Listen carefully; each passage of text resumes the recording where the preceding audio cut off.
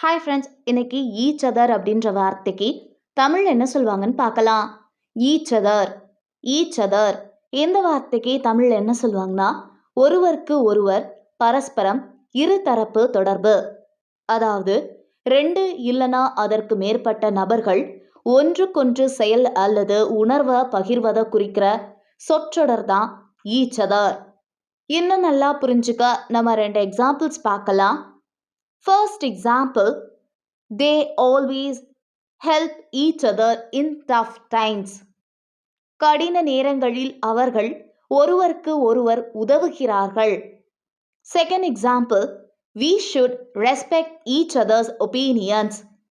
நாம் ஒருவரின் கருத்தை ஒருவர் மதிக்க வேண்டும்.